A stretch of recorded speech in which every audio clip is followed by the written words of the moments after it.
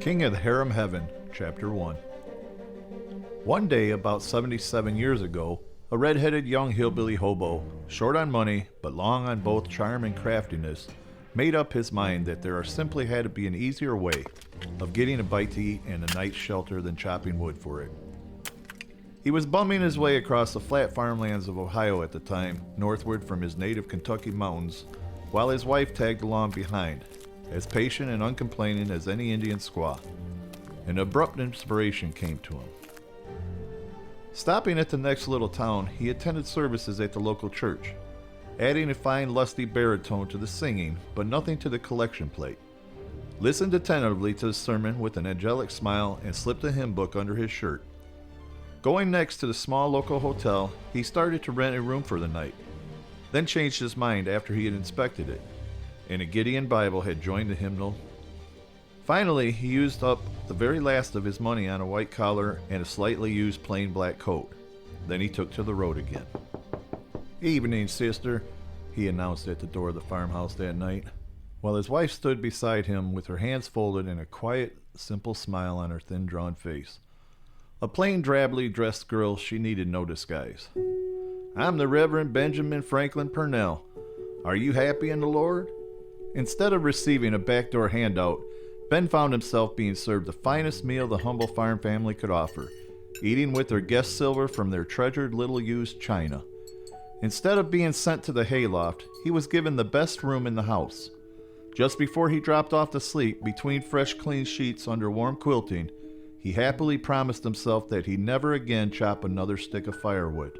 But even in his most fanciful dreams, he couldn't possibly have guessed that this simple age-old trick would eventually enable him to amass a fortune estimated at $10 million, enjoy a harem of attractive young women rivaling even that of Solomon in all his glory, and establish and rule an actual kingdom in the very heart of 20th century America. Not too much is actually known of Ben Purnell's earliest years. He was born March 27, 1861, in a cabin in the hills near Maysville, Kentucky, of parents who were members of an obscure little religious sect known as Carmelites. A great deal of biblical knowledge was whipped into him at an early age. Lengthy biblical passages were so firmly committed to memory that he retained them his entire life. But otherwise he received very little formal schooling, just enough to read and write, handle simple figures. Gifted to the point of genius with an incredible instinctive grasp of human nature and human weakness, he never felt a lack of schooling. "Horse manure is more useful than education," was his lifelong opinion. "If you put it on the ground and spread it, something grows and then you've got something." Ben grew up good-looking, vain and lazy. There was something in his ever-laughing eyes that the girls liked, and from the beginning he liked the girls. He'd just turned 16 when he decided to get married, picking a neighbor's daughter named Angelina Brown, moving in to live with her parents because he had no job and wasn't particularly interested in looking for one. But even then, the notion that a fellow had to be satisfied with just one girl seemed ridiculous and unreasonable to him, and contrary to nature. His marriage was a steady storm of quarreling over his attentions to other hillbilly girls. "Where are you going tonight?" his child bride would demand as he primped before a mirror, running a wet comb lovingly through his wavy red-gold hair. "Visiting," he would tell her. "Visiting who?" Angelina would press him tearfully. "Just visiting," he'd shrug. Sometimes he'd be back the next morning. Just as often, he'd be gone for weeks at a time. The hill people are patient people, and the Browns put up with this for more than 2 years. But when Angelina gave them a granddaughter to feed and clothe, they finally drew the line.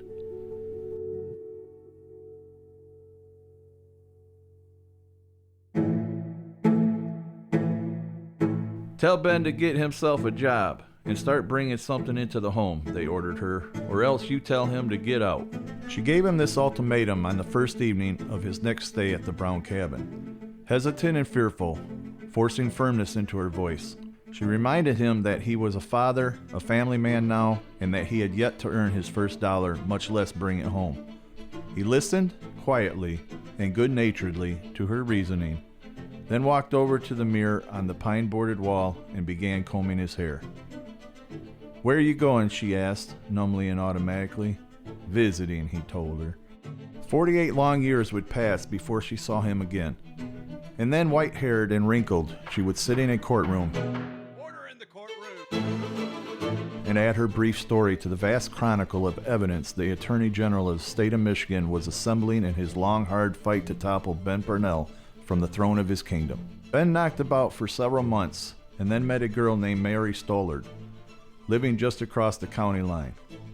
Mary was 17, practically an old maid in the Kentucky hills, a thin, quiet girl whom no one had ever called pretty. Ben Purnell was the first boy who'd paid much attention to her. From the beginning, she considered it nothing short of a divine miracle that this handsome boy with the fetching way he could be interested. "You want to be my girl?" he asked as they lay together on the hillside near their Thaler cabin, her head on his shoulder and her hair splashing over his chest, his fingers drifting lightly back and forth across her stomach. "More than anything else in the world," she told him fervently. He gripped her waist, slid his hand up until his thumb stroked back and forth across her breast, then down again, along her slim thigh, flicking playfully at the hem of her skirt. "You really want to be my girl?" Her face was a little fearful now, and her lips were quivering, but she nodded slowly.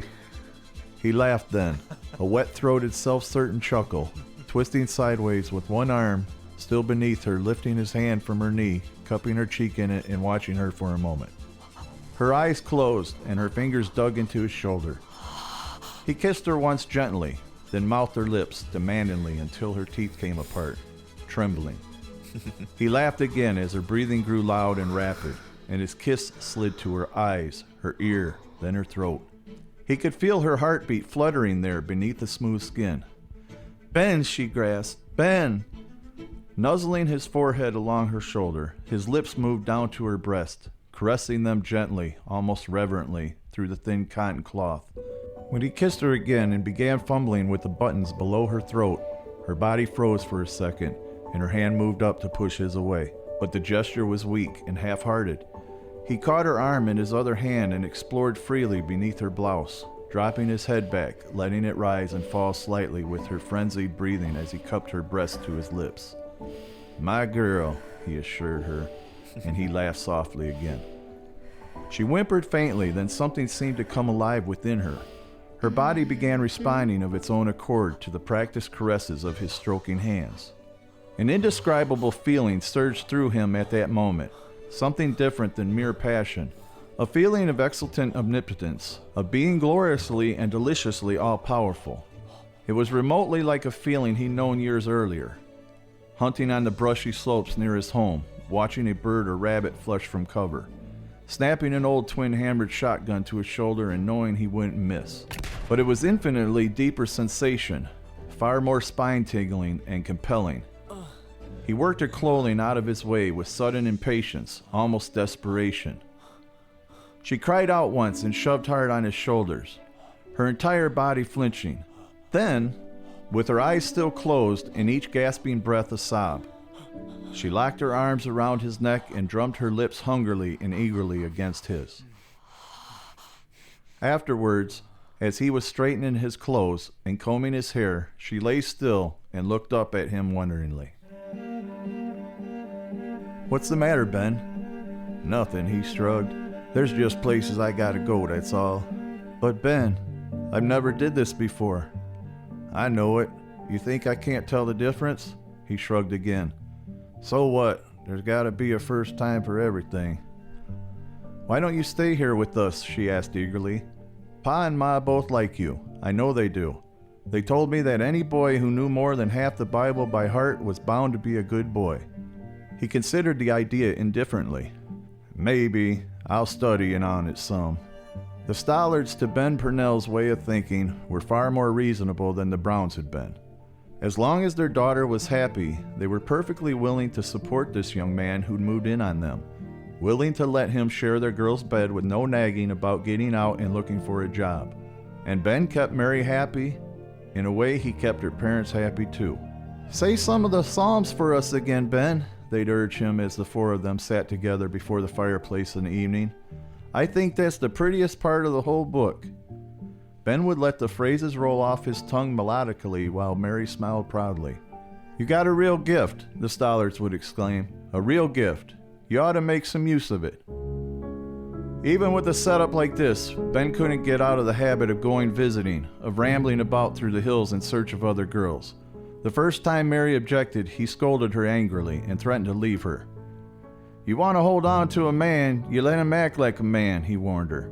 "You expect me to eat just one kind of food, or wear just one set of clothes, or sit and look at just one bunch of hills my whole life?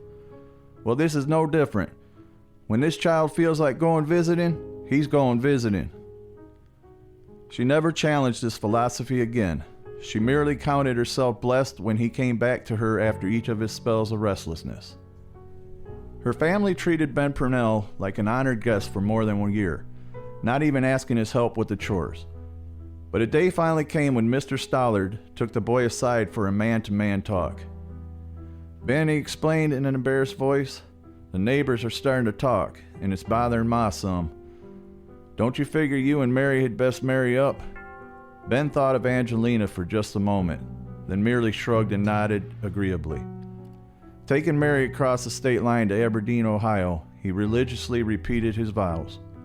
2 more years passed before he made any attempt to divorce Angelina, and then he merely filed the application, writing her that she was now a free woman, but never continuing the case and obtaining a decree. She soon found a new husband. Not until she was nearly 70 years old did she learn that her marriage, like Ben and Mary's, was bigamous.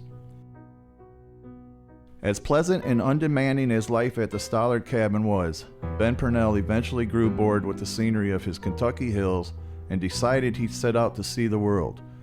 Mary went with him, of course. Her folks gave the young couple all the money they could afford and offered fervent prayers for their safety.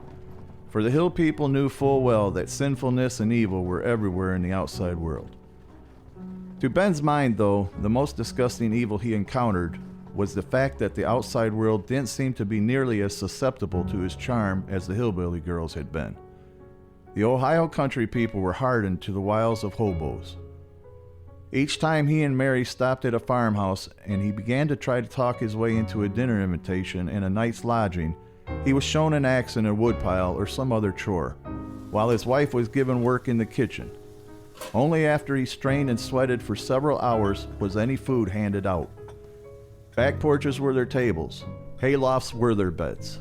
The sight of his wife slaving in other women's kitchens was something Ben Purnell could endure easily enough, and Mary herself never complained.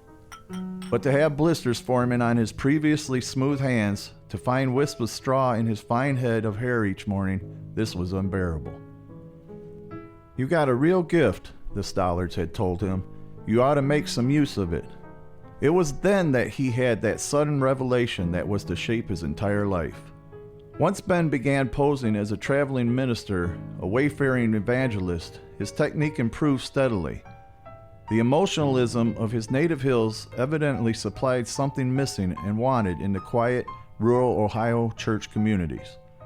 In addition to supper and a sleeping place, he began trying his hand at preaching for spending money, holding brief street meetings in each new town. "I used to be a sinner just like you people," his clear ringing voice would whip the curious and the bystanders on a main corner where any spectacle would bring a small gathering. "I used to live in a city just like this one, spending all my time in the hotels and saloons, drinking whiskey and smoking tobacco, and loving up the painted women. But I saw the light, brothers and sisters. I felt the hand of the Lord heavy on my shoulder.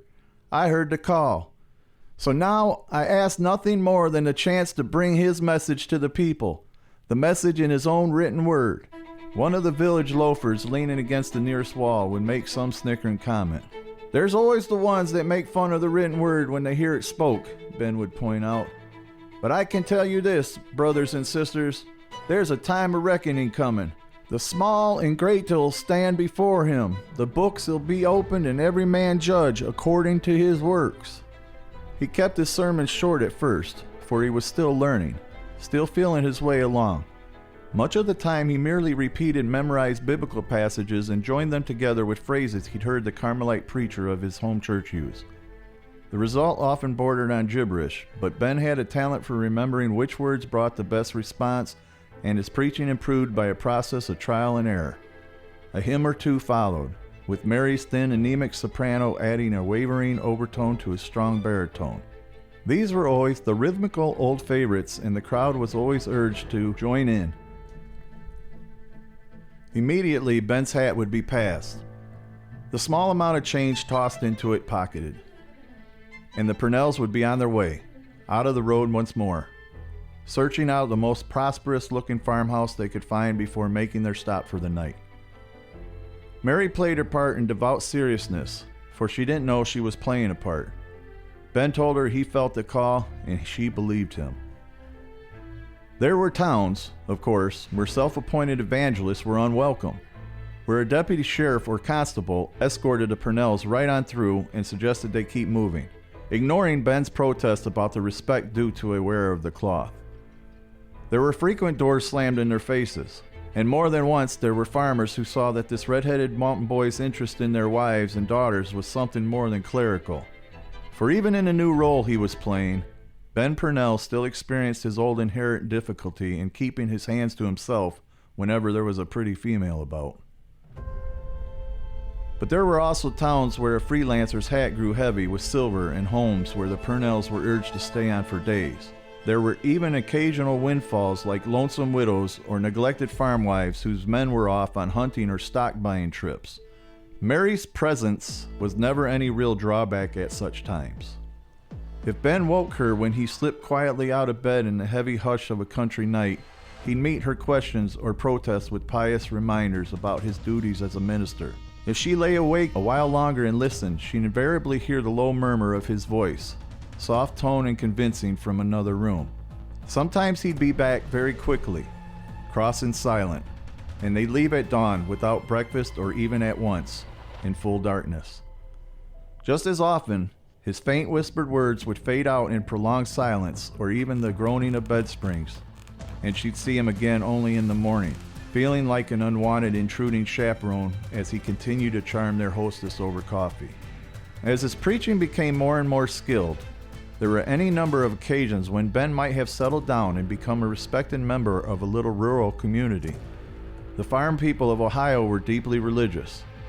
This hillbilly boy had the gift of absolute sincerity in his voice, and women almost invariably liked him.